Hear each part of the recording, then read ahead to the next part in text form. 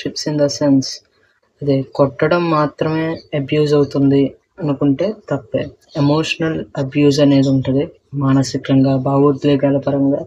అలాగే ఫిజికల్ అసాల్టేషన్ అంటే కొట్టడం, ప్రాణహానిని కలిగించడం, ఇట్లాంటివన్నీ కూడా అబ్యూస్ కిందకే వస్తాయి. అలాగే వెర్బల్ అబ్యూస్, మాటలతోటి ఇబ్బంది పెట్టడం అనేది కూడా వెర్బల్ అబ్యూస్ కిందకే వస్తుంది. సో అబ్యూజ్ అనేది చాలా రకాలు. ఇది ప్రతిసారి ఆడవాళ్ళకి మాత్రమే వర్తిస్తుంది, మగవారికి వర్తించదు అనుకుంటే తప్పే.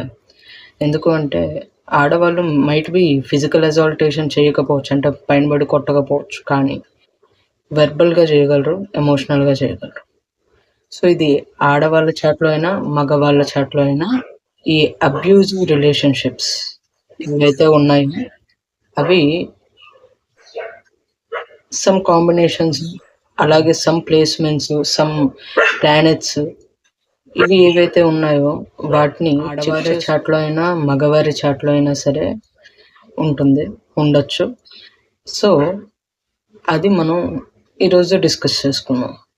ఒక abusive relationship or abusive partnership అనేది ఎలా వస్తుంది, ఏ కాంబినేషన్స్ వల్ల వస్తుంది, ఏ ప్లేస్మెంట్స్, ఏ ప్లానెట్స్ అనేది ఈరోజు మనం డిస్కస్ చేసుకున్నాం.